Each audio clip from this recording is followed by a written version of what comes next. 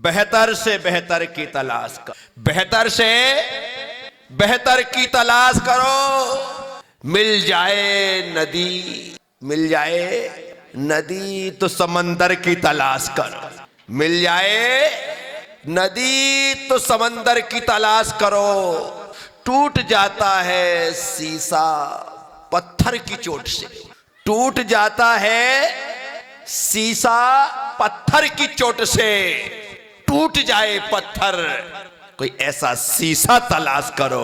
टूट जाए पत्थर, कोई ऐसा शीशा, बेहतर से बेहतर की तलाश। ये जिंदगी संतुष्ट होकर के बैठने के लिए नहीं मिली है। मैं जो कर रहा हूं अच्छा कर रहा हूं, जितना कर रहा हूं बहुत कर रहा हूं, इससे ज्यादा तो मेरे बस का नहीं है, इससे ज्यादा मुझसे हो नहीं सकता है, मैं नहीं कर। यदि ऐसा है, आपका सोच है, आपका दृष्टिकोण है, आपका नजरिया है, बदलिए। तुम्हारे पास जो क्षमता है वो भगवान बनने की है, और तुम ढंग से भक्त भी नहीं बन पा रहे हो और सोचते हो कि बहुत है। लोग भगवान के दर्शन का नियम क्या ले लेते हैं और दर्शन करके क्या आ जाते हैं। उन्हें ऐसा लगता है कि जैसे मैंने भगवान पर बहुत बड़ा एहसान कर दिया। इतने से नियम लेकर के लोग अपने आप को साधु संतों से बड़ा समझने लगते हैं। साथियों, जब जब गुरुदेव हमारे नगर में आए, उनके नगर में आने के साथ ही हमारा पूरा शेड्यूल चेंज हो जाना चाहिए। यदि मंच पर गुरु विराजमान हो चुके हैं तो अब मंदिर में कोई अभिषेक, कोई पूजा, कोई जाप, कोई पाठ, कोई भक्ति, कोई भजन, कोई दर्शन, कोई वंदन नहीं करेगा। क्यों?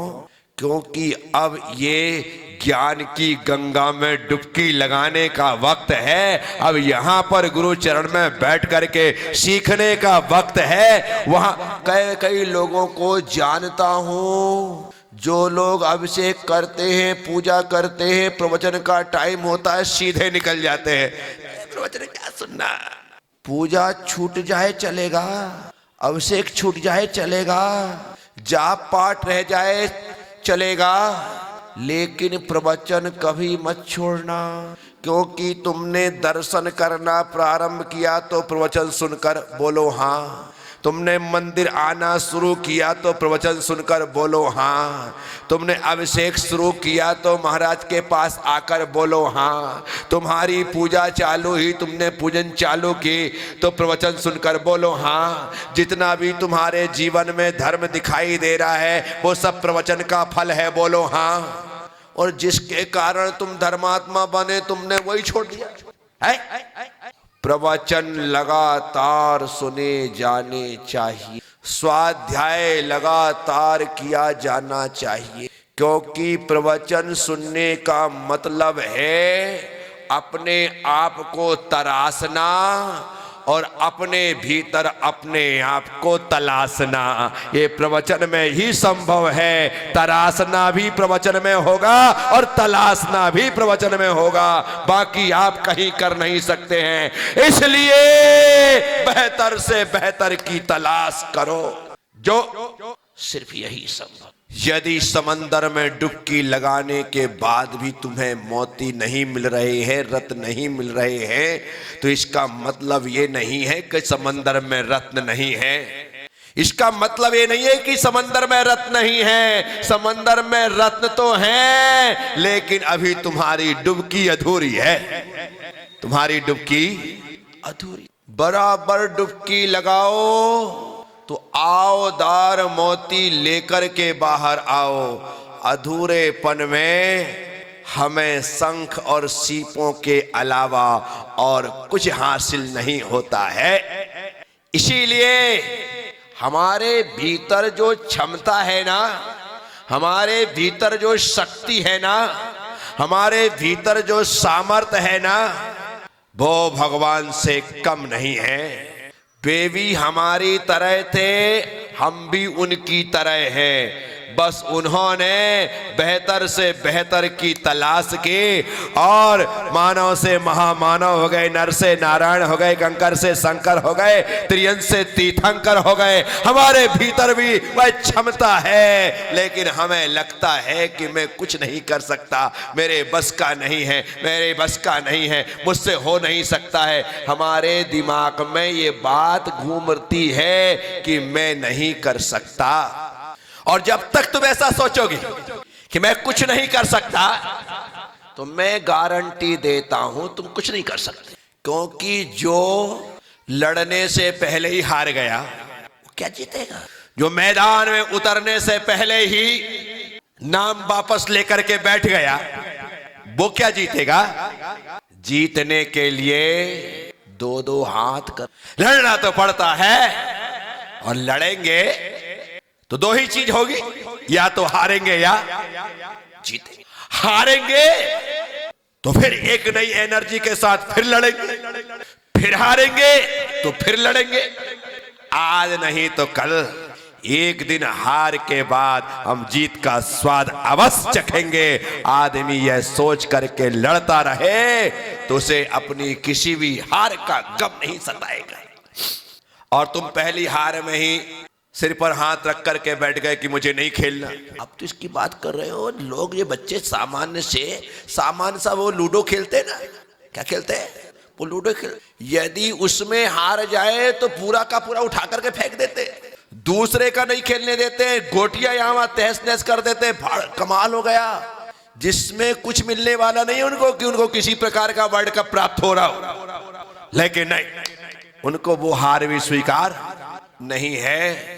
मैं सबसे कहता हूं, अपने बच्चों में जीतने की भावना मत भरना, हारने के बाद फिर से खेलने का साहस भरना।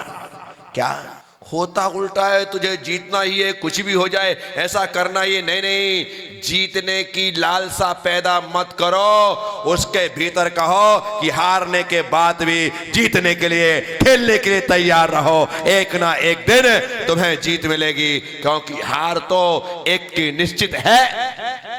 हाथ पर हाथ रख करके बैठने की जरूरत क्या है? उस दिन का वह दृश्य अद्भुत है जो सारी दुनिया ने देखा। भारत वर्ल्ड कप हार गया। सारे देश को उम्मीद थी कि जो भारत अजय रूप से आगे बढ़ रहा था, 9 के 9 मैच पहले जीते, सेमीफाइनल जीता, 10 मैच जीते, और सब लोग अहमदाबाद इसी भाव से गए थे कि आज तो वर्ल्ड कप जीते। लेकिन गेम तो गेम है, जो 10 मैच नहीं हारा वो 11 भी नहीं हारेगा, ऐसा तो किसी नियमावली में नहीं। हार सकता है, हार गया। रोहित रोया, कोहली रोया, शमी रोया, सब रोया। यानी कि मैदान से ही वो बच्चे सिर झुका करके आंख ऐसे पहुंचते हुए, जब वे ड्रेसिंग रूम में पहुंचते हैं वहां का माहौल एकदम गमगीन है। इतने लोग हैं जो जश्न मनाने के लिए थे, एकदम सन्नाटा है। तारीफ देश के प्रधानमंत्री की।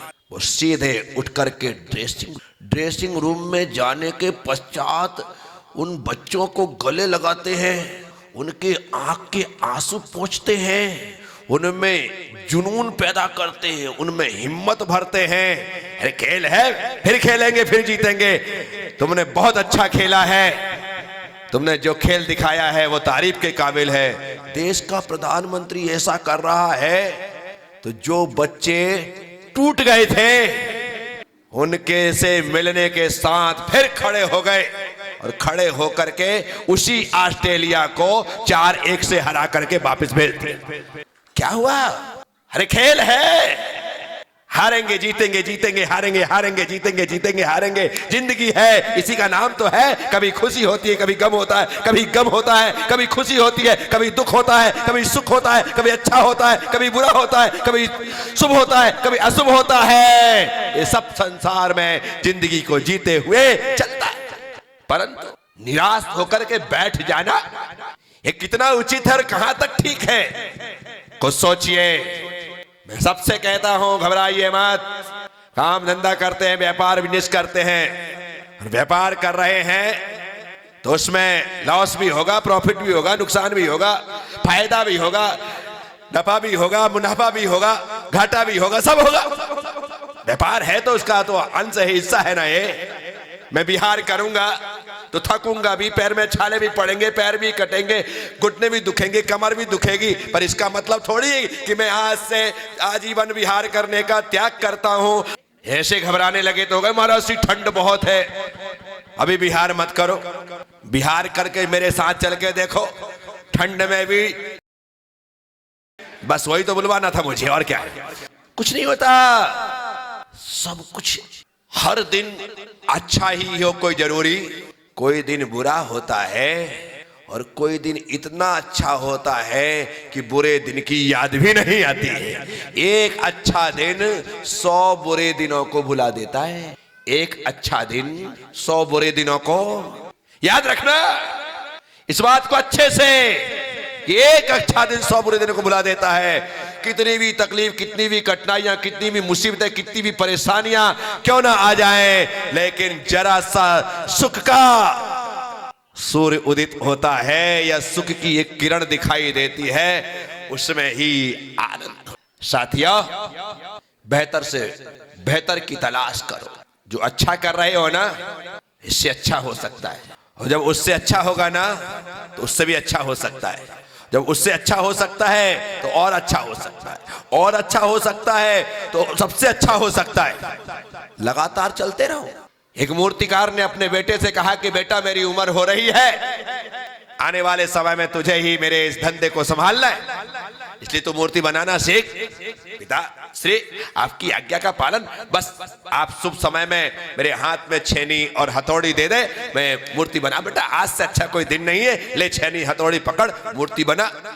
और उस बच्चे ने मूर्ति बनाना प्रारंभ किया। बच्चे के हिसाब से उसने बहुत अच्छी मूर्ति बनाई। माताएं बहनें बड़ी होशियार होती है। अपनी 3 साल की 4 साल की जो बेटी होती है, वो मम्मी को रोटी बनाते हुए देखती है तो मम्मी के पास, मम्मी मैं रोटी बनाऊंगी, तो उसके लिए अलग से एक छोटा सा उर्सा बेलन लेके रख लेती, पहले से रख लेती है कि भाई मेरे बच्चे को काम लगेगा। और ये जिद करेगी एक दिन तो माँ उसको एक छोटी सी लोई बना करके, ले बेटा। अब वो बच्ची ऐसा करती है तो रोटी लंबी हो जाती है। अब वो क्या करती है, पाटे को घुमा लेती है, फिर ऐसा करती तो चपटी हो जाती है। माँ की पूरी रोटियां बन जाती हैं और उसकी एक रोटी भी। अब देखना जब पूरी रोटी माँ की बन गई, माँ के ला बेटा ऐसा करते, फिर उसने लोई यूं बनाती है और माँ फटाफट इतनी छोटी सी रोटी और उसको बना करके पका करके दे देती है। बेटी खुश हो जाती है। धीरे धीरे आज लंबी कर रही है, चौड़ी कर रही है, आड़ी कर रही है, टेढ़ी कर रही है, लेकिन वही लड़की कुछ दिनों बाद एकदम गोल रोटियां बनाना प्रारंभ कर देती है। आपको करना तो पड़ेगा, आज गलतियां होंगी, लेकिन कल वही गलतियों से सीख करके वो निश्चित तौर पर जो अनाड़ी थी आज खिलाड़ी हो जाएगी। ऐसे तो करते हैं, कोई पेट से सीख के थोड़ी आता है, सबको यहीं पर सीखना पड़ता है। मैं संघ में आया, अब संघ में आने के बाद सब कुछ मुझे थोड़ी पता था कि संघ में क्या होता है। यहां पर आकर के मैं 4 साल ब्रह्मचारी के पद पर रहा, उसमें गलतियां की, बहुत सारी गलतियां की, फिर धीरे धीरे करके सुधार होता रहा, समझता रहा, अकल आती रही। अकल भी उम्र के साथ धीरे धीरे करके आती है। आपको पता है अकल की डाढ़ कब आती है? मोदी जी, अकल की डाढ़ कब आती है? 13 साल बाद। 13 साल में अकल की डाढ़ आती तो हमारा प्रवीण तो 13 से ज्यादा का हो गया है। हेलो माता जी कह रही 30 साल में आती, लगातार एकदम से 17 साल बढ़ा दिया इन्होंने। और हमारा सोनू अभी 26 साल की उम्र में अकल की डाढ़ उखड़ा के आ गया। ये 20 साल बोल रहा है। अकल की डाढ़ 18 से ऊपर की उम्र बढ़ती है। जब बच्चा बालिग हो जाता है ना, तो अकल की डाढ़ आने के साथ ही बालिग होने लग जाता है। क्या हो जाता है, अब उसमें योग्यता आ गई कि वो सोच सकता है, अपनी बुद्धि का उपयोग कर सकता है। किसी की 18 में आती है, 19 में आती है, 20 में आती है, लंबा समय। ऐसा नहीं कि उसी उम्र में आएगा, ऐसा कोई नियम नहीं, लेकिन आती 18 के बाद। कब आती है? उसके बाद। अब वो आती है तो सबको अक्ल हो ऐसा नहीं, धीरे धीरे कर। छोटा था तो मैंने ब्रह्मचारी अवस्था में बहुत गलतियां की, धीरे धीरे करके अक्ल आती गई। गुरुदेव ने देखा कि इसकी अक्ल अच्छी आ गई है, मुनि बना दिया। अब मुनि बनने के बाद भी हमको मालूम था कि हमें अक्ल नहीं थी। हमको मालूम था कि जैसा होना चाहिए वैसा नहीं है। बचपना था, 16-17 साल में मुनि बन गए। मुनि बनने के पश्चात तो 16-17 साल का बच्चा ही बच्चा होता है। लेकिन धीरे धीरे करके जब हम बड़े होते गए तो आज लगता है कि अपन ने बचपन में अक्लमंद होने के नाम पर कितनी बड़ी बड़ी गलतियां की हैं, वो तो अपन जानते हैं। क्या है? तो इसीलिए बेहतर से बेहतर की तलाश करो। उस मूर्तिकार ने बच्चे को मूर्ति बनाना सिखाया, बहुत अच्छी मूर्ति बनाई, लेकिन मूर्तिकार कहता बेटा मजा नहीं आया, और बना। उसने दूसरी मूर्ति बनाई। पिताजी आप बोले, और उस बच्चे ने 99 मूर्तियां बना ली। कितनी? और पिता हर मूर्ति में कोई ना कोई कमी निकाल देता। बोले देख इसकी नाक, इसके कान, कुछ ना कुछ कमी निकाल देता। बोले बेटा भाई मजा नहीं आया, और अच्छा कर। उसने 100वीं मूर्ति बनाई जो दुनिया की सर्वश्रेष्ठ मूर्ति के रूप में चयनित हुई, दुनिया की सबसे अच्छी मूर्ति के रूप में चयनित। फिर भी पिता से बेटे ने कहा पिताजी कैसी बनी? बोले बेटा अब तो बेटे का पारा। पिताजी आपको पता है आपने अपनी पूरी जिंदगी में इतनी अच्छी मूर्ति नहीं बनाई। मेरी मूर्ति ये 100वीं मूर्ति आज दुनिया की नंबर 1 की मूर्ति है, और आप कहते हैं कि अभी भी अच्छी नहीं बनी है, कमी है, खामी है। आपको या तो मेरी तारीफ करना नहीं आती है या सुनना पसंद नहीं आती है। आप हमेशा मेरे काम में कमी ही निकालते रहते हैं, खामी ढूंढते रहते हैं। तब पिता ने कहा बेटा तूने तो पहले ही दिन बहुत अच्छी मूर्ति बना ली, लेकिन यदि मैं कह देता कि मूर्ति बहुत अच्छी है तो आज तेरी 100वीं मूर्ति दुनिया की सबसे अच्छी मूर्ति नहीं होती, सबसे अच्छी मूर्ति नहीं होती। और सबसे अच्छे तक पहुंचाने के लिए मैं लगातार तेरी मूर्तियों में कमियां निकालता रहा, खामियां निकालता रहा। मैं आप सबसे कहता हूं बेहतर से बेहतर की तलाश करो, मिल जाए नदी तो समंदर की तलाश करो। बेहतर से, और मिल जाए नदी तो समंदर की तलाश। अपने भीतर ही निखार लाना है, और कोई दूसरा तरीका नहीं है कि लोग तुम्हें यूं ही कांधे पर बिठा ले, यूं ही पलकों पर बिठा ले।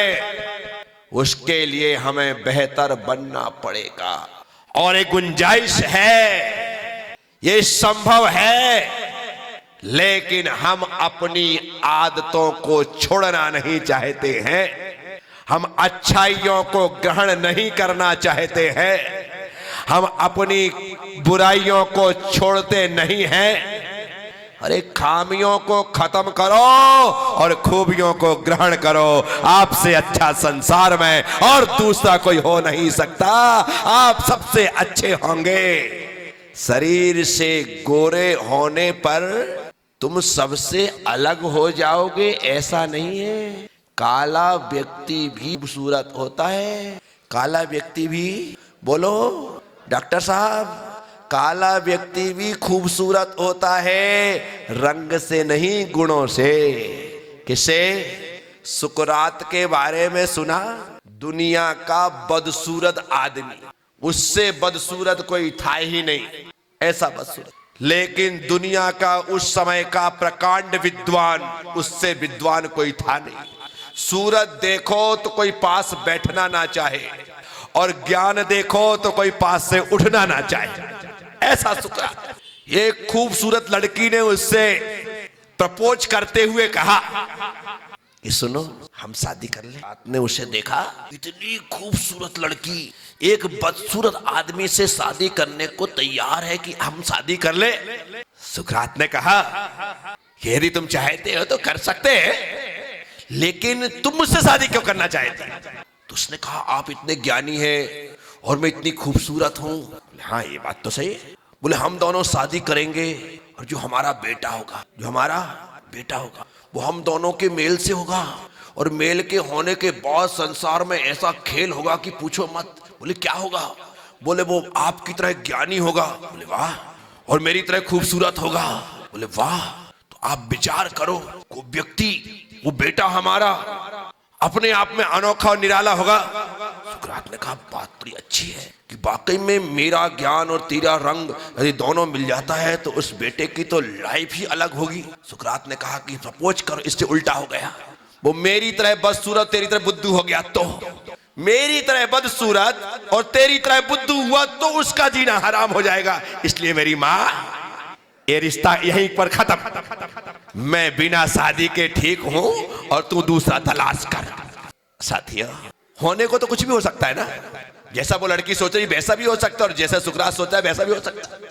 तो दुनिया के सबसे बदसूरतों में था सुकरात।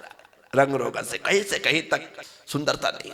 और प्रतिदिन का काम था कि दर्पण में 50 बार अपना चेहरा देखना। बदसूरत आदमी कोई चेहरा देखता है क्या? सुकरात देखते, 1-2 बार नहीं, 50 बार दिन भर में। हजारों की संख्या थी उनके शिष्यों की, उनके अनुयायियों की, हजारों और लाखों भी कहो तो कोई तकलीफ नहीं, इतने लोग। और जब उनके गुरु दर्पण में चेहरा देखते थे, उन्हें लगता था कि यार आखिर क्या है इनके चेहरे में जो बार बार दर्पण में देखते हैं। तो एक दिन कुछ हिम्मतवर शिष्यों ने एक समूह बनाया और कहा कि अपने गुरुदेव से पूछते हैं कि आप बार बार दर्पण क्यों देखते। तो सुकरात के पास हिम्मत करके गए, हाथ जोड़ा, कपते हुए कहा, गुरुदेव हमें पूछना तो नहीं चाहिए लेकिन पूछना चाहते हैं। आप आज्ञा दें और हमें आज्ञा देने के पश्चात पूछने से पहले क्षमा प्रदान करें तो हम अपना प्रश्न आपके सामने रखें। सुकरात ने कहा, हाँ डरो मत, तुम्हारे मन में जो भी प्रश्न हो पूछो। क्या बात? गुरुदेव आप बार बार दर्पण क्यों? क्योंकि आपके चेहरे में ऐसा तो कुछ है नहीं कि जिसे बार बार देखा जाए। सुकरात कहा, तुम्हें लगता है कि मैं दर्पण में चेहरा देखता हूं? तो तुम्हारी गलतफहमी है, क्योंकि मुझे भी पता है मेरे चेहरे में देखने लायक कुछ भी, और मैं लाख कोशिश करूं इस चेहरे को चमका नहीं सकता। तो गुरुदेव जब आप चेहरा नहीं देखते हैं, चेहरा में देखने लायक कुछ नहीं है, चेहरे को चमका नहीं सकते हैं, फिर दर्पण क्यों देखते हैं? तुम्हें लगता है कि मैं चेहरा देखता हूं, नहीं मैं दर्पण में चरित्र देखता हूं। और कहता हूं कि सुकरात तो चेहरा तो नहीं चमका सकता, लेकिन अपने चरित्र को हमेशा उज्जवल बना करके रखना, उसमें दाग मत आने देना। तो मैं चेहरे में, दर्पण में अपना चरित्र देख करके उसे रोज रोज उज्जवल देखना चाहता हूं। मैं आप सबसे कहता हूं, बेहतर से बेहतर की तलाश करो। मिल जाए अगर नदी तो समंदर की तलाश करो। टूट जाता है शीशा पत्थर की चोट से, टूट जाए पत्थर कोई ऐसा शीशा तलाश करो। कर्म ने तो हमें कई बार काटा है, लेकिन कोई ऐसे कर्म करो कि जिससे कर्म ही कट जाए। ऐसे कर्म जिन्हें सत्कर्म कहते हैं, वो कुकर्म को काटते हैं, और जब कुकर्म कट जाते हैं तो कुकर्मों को काटने वाले सत्कर्म भी इस आत्मा की मुक्ति के लिए खुद हट जाते हैं, कट जाते हैं। तो साथियों, इस सुदामा नगर में आप सभी लोगों से मुखातिब होते हुए मैं अपनी बात करते हुए इतना ही कहना चाहता हूं कि अपने भीतर से उस बेशकीमती तत्व को बाहर निकालना जो तुम्हारे निखार में, तुम्हारे चरित्र को उज्जवल से उज्जवल बनाने में कारण बने। हमारे भीतर वो ताकत है, लेकिन हम पूरी जिंदगी ताक झांक में, छींटा कसी में, इसी में बर्बाद कर देते। उसने ऐसा किया, उसने वैसा किया, वो ऐसा करता है, वो वैसा करता है, उसको ऐसा नहीं करना चाहिए, ज्यादा ही होशियारी दिखाता है, अपने आप को ना जाने क्या समझता है। एक बार मुझे मौका तो मिल जाए, फिर देखना मैं ऐसा मजा चखाऊंगा कि अच्छे को चित कर दूंगा। आप ना जाने क्या क्या सोच रहे, क्या मतलब है इन सब चीजों से। किसी की लकीर को मिटा करके छोटी करने की जरूरत नहीं है। अपनी लकीर को बड़ा करो, सामने वाले की लकीर अपने आप छोटी हो जाएगी। लेकिन हम ज्यादातर समय उसकी लकीर को छोटा करने में बर्बाद कर रहे हैं। अपनी लकीर को बड़ा करना सीखो, अपने आप वो लोग छोटे। मैंने कई गरीब लोगों को बड़ा बनते देखा, कई गरीब लोगों को, और मैंने कई लोगों को, बड़े लोगों को लूटते हुए देखा है कि लोग सोच रहे हैं कि इनको नीचे गिरा करके मैं ऊपर चढ़ जाऊंगा। नीचे गिरा करके ऊपर मत चढ़ो, अब भी तो उनसे हाथ का सहारा मांगो, वे सहारा दे करके तुम्हें ऊपर चढ़ा देंगे और तुम उनसे भी बड़े हो जाओगे।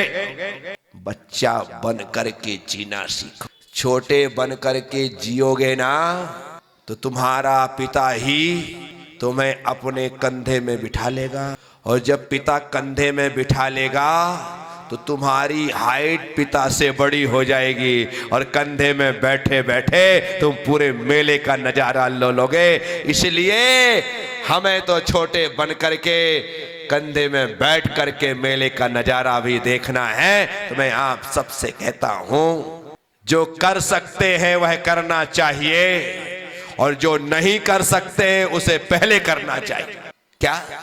जो कर सकते उसे करना चाहिए, और जो नहीं कर सकते उसे पहले करना चाहिए। कि नहीं, ये तो मुझे ही करना है। सरल काम तो सब करते हैं, कठिन काम करके दिखाओ तो जाने। सारी वानर सेना ने मना कर दिया सीता की खबर को लाने के लिए लंका जाने के। अंत तो गत्वा जामवंत को हनुमान से कहना पड़ा कि हनुमान जागो, तुम में वह शक्ति है, तुम में वह ताकत है कि जो समुंदर पार करके सीता की खबर ला सकते हो। इतना कहना था कि हनुमान तो जाग गए और चल पड़े सीता की खबर के लिए। सबसे बाद में हनुमान से कहा गया था, उसके पहले लोगों ने मना कर दिया अंगद जैसों ने कि मैं जा तो सकता हूं लेकिन आ नहीं सकता, और उसका खामियाजा भोगना पड़ा। हनुमान के जाने के बाद अंगद गया कि नहीं गया, और वापिस भी आया।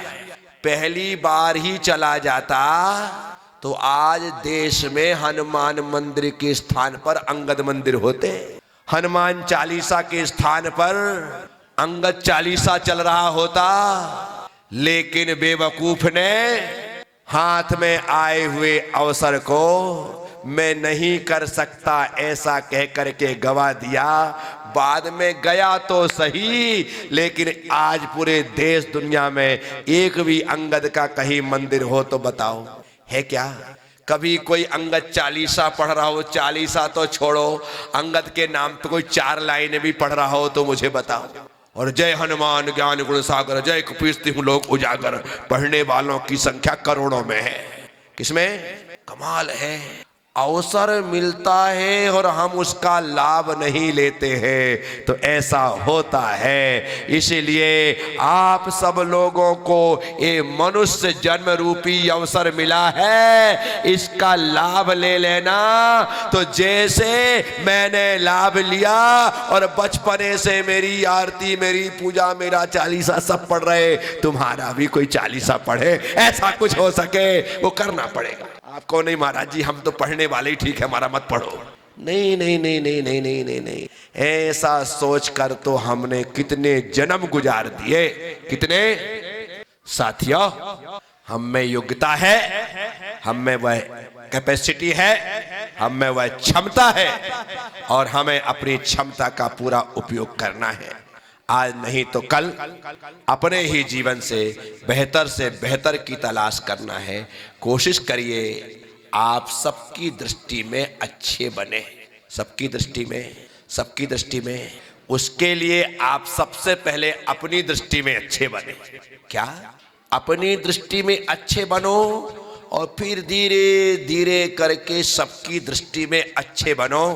अपनी दृष्टि में अच्छे हो गए, फिर आपके घर में कितने लोग हैं? 2, 3, 4, 5 कितने हैं? कितने? मोदी जी आपसे नहीं पूछ रहा, आपका तो पूरा जिला है। कितने लोग? आप घर में जितने लोग हैं प्रयास करिए, मैं अपनी दृष्टि में अच्छा बन गया, अब मैं अपने माता पिता की दृष्टि में अच्छा बनूं, अब मैं अपनी पत्नी की दृष्टि में अच्छा बनूं, अब मैं अपने बच्चों की दृष्टि में अच्छा बनूं। जब आप अपने पूरे परिवार की दृष्टि में अच्छे हो जाए तो आप अपने यार दोस्तों की दृष्टि में अच्छा बने, अड़ोसी पड़ोसियों की दृष्टि में अच्छा बने, नाते रिश्तेदारों की दृष्टि में अच्छा बने। प्रयास करिए, मैं गारंटी देता हूं भगवान की तरह आप दृष्टि में नहीं सारी सृष्टि में सबसे अच्छे होंगे। लेकिन आपको पुरुषार्थ आज से करना होगा। तो चलिए मैं आपसे 2, 4, 5 प्रश्न पूछ लेना चाहता हूं। जिनके जवाब इस सदन में बैठे हुए आप सभी लोगों में सभी को देने का अधिकार है। किसी प्रकार से यह प्रश्न आरक्षित नहीं है। जिसे जवाब आए वो जवाब दे, जिसे जवाब ना आए वो जवाब देने वालों से पहले जवाब दे। कम से कम गलत बताएं तो सही। देखो, एग्जाम देने वाला चाहे पास हो या फेल, मार्कशीट उसी को मिलती है और रिजल्ट उसी का आता है। किसका रिजल्ट आता है? जिसने एग्जाम दिया है उसी का रिजल्ट आएगा, भले उसने कुछ भी नहीं लिखा, पूरे में अंडे ही अंडे मिले, लेकिन एग्जाम देने वालों को मिलेंगे। जिसने दिया ही नहीं उसे क्या मिलेगा?